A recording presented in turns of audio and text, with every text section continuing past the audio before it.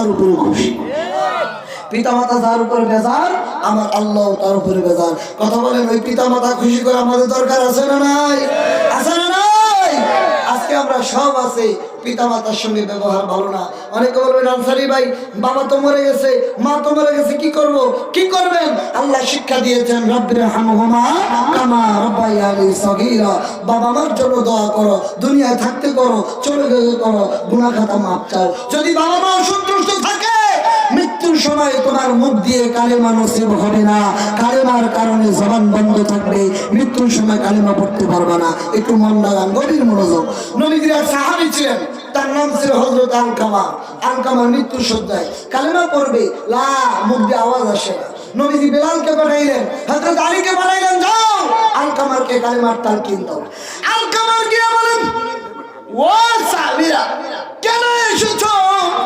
আল্লাহর নবী তোমাকে কালেমার তালকিন দিতে বলেছেন। আলকামার কালেমা পড়বে, আওয়াজ আসে না।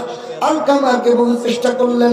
হযরত আলী বলে, বেলাল রে, যা নবীর কাছে যা, নবীর কাছে গিয়ে বল আলকামার মুখ দিয়ে কালেমা আসে না, আলকামার পক্ষ থেকে তুই নবীর দরবারে যা। বেলাল যায় বলে, ইয়া রাসূলুল্লাহ, আলকামার কালেমার তালকিন দিয়ে লাভ নাই, আলকামার কালেমা পড়তে পারে না। নবী বলে, বেলাল রে, যা যা, আলকামার কে আছে ডেকে নিয়ে আয়। যাই দেখে আলকামার মা বৃদ্ধ মানুষ। ও আলকামার মা, আল্লাহর নবী তোমাকে ডেকেছে।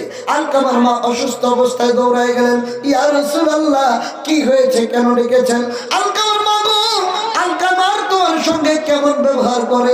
আলকামার মা ডাক দিয়ে বলে, ইয়া রাসূলুল্লাহ, আলকামার অনেক ভালো মানুষ, অনেক নামাজ পড়ে, অনেক ভদ্র মানুষ, অনেক সভ্য মানুষ। নবী বলে, না রে না, আমি তো জানতে চাই নাই, আমি জানতে চাইছি আলকামার তোমার সঙ্গে কেমন ব্যবহার করে।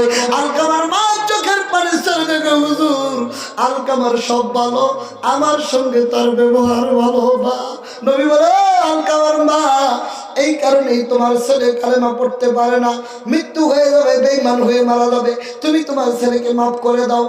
আলকামার মা বলে, নবী গো, অমন কথা আমাকে বলবেন না, ও আমার এত কষ্ট দিয়েছে গো, আমি সইতে পারি না, আমি ওরে মাফ করতে পারবো না। আল্লাহু আকবার বলেন। নবী কয়, বেলাল রে, আর অপেক্ষা করে লাভ নাই, কাটান, আগুন জ্বালায় দে, লাকড়ি জ্বালা, আলকামারকে আগুনের ভিতরে ফেলায় দে।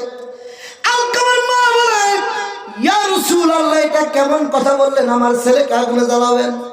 আলকামার মাকে নবী বলে, আলকামার মা গো, তোমার ছেলেকে যদি তুমি এখন মাফ না করো, দুনিয়ার আগুন কি জাহান্নামের আগুনের চেয়ে 70 গুণ পাওয়ার বেশি, জ্বলতে জ্বলতে কালো হয়ে গেছে, মরার সাথে সাথে কবরে জাহান্নামের আগুন জ্বলবে। আলকামার মা তো, হুজুর, আমার মাফ করে দেন, আমি আলকামারকে মাফ করে দিয়েছি, আমার ছেলের মাগফিরাতের জন্য দোয়া করেন। নবী কয়, বেলাল রে, যা আলকামারকে কালেমা পড়া। যায় দেখে আলকামার পড়ে, লা ইলাহা ইল্লাল্লাহু মুহাম্মাদুর রাসূলুল্লাহ সাল্লাল্লাহু আলাইহি সাল্লাম।